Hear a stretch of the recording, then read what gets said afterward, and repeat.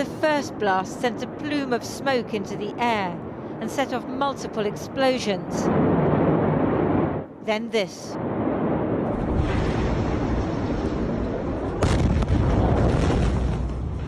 People were watching and filming from all over the city. The blasts were in the port area.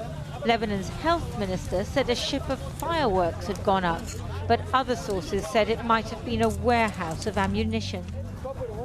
Shipping containers were blown open, and the smoke rose, casting a pall that could be seen for miles. No one knowing if this was a horrific accident or worse, a terror attack. The force of the explosions overturned cars hundreds of meters away.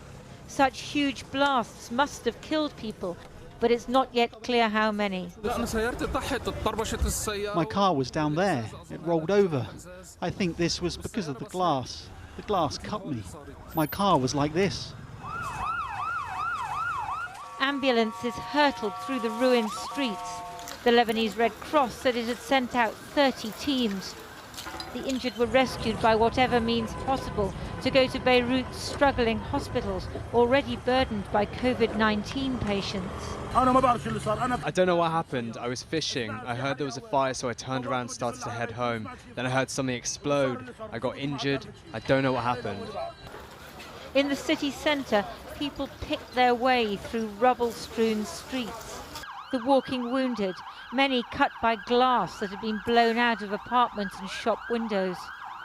Not since the civil war in the 1970s and 80s have the Lebanese people seen such devastation. These horrific scenes come as Lebanon is in economic freefall, its currency almost worthless, unemployment and crime on the rise. Because for years, corrupt politicians have run the country like a collection of fiefdoms, the banking system like a Ponzi scheme. As darkness fell, they tried to douse the flames. That might be easier than dousing the fury the Lebanese people will feel when they emerge from shock and ask whether this was an accident or an attack, and how their leaders allowed it to happen. I'm joined from there now by Dr. Maha Yahya, director of the Carnegie Middle East Center. Can you tell us what happened from your point of view?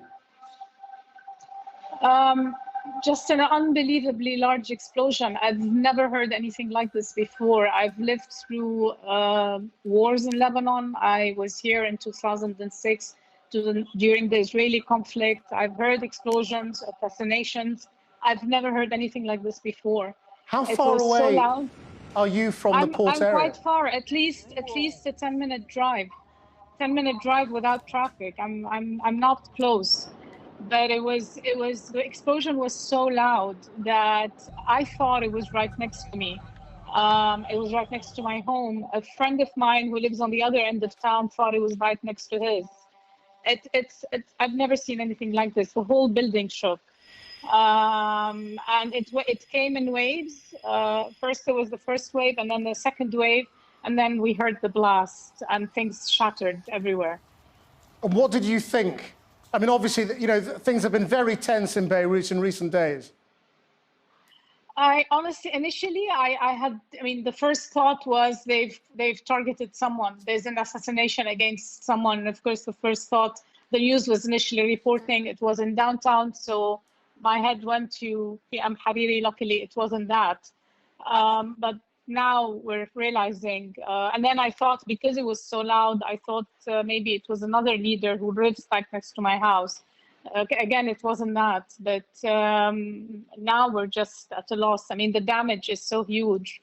It's been felt in Babda, the presidential palace, which is at least a 20-minute drive from the port. It was heard in the mountains in Faraya. I mean, it was heard almost everywhere.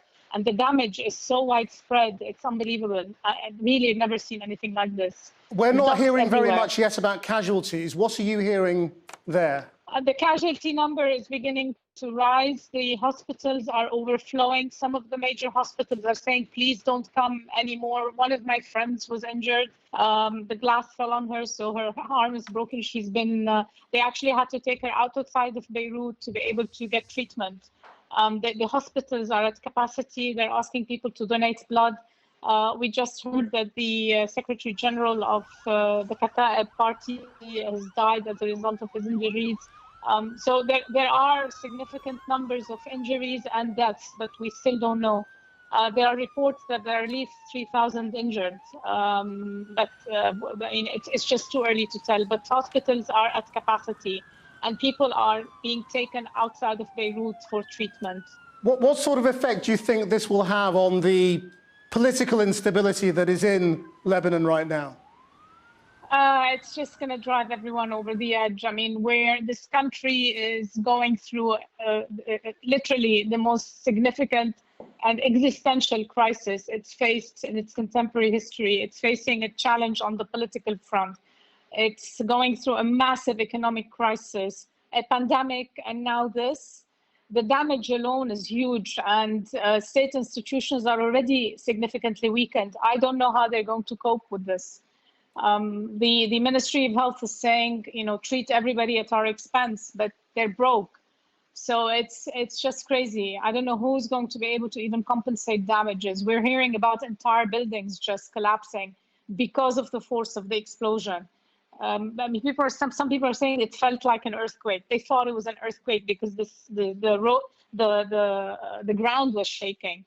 Well, Dr. Yahya, thank you very much indeed for joining us. Thank you. Thank you.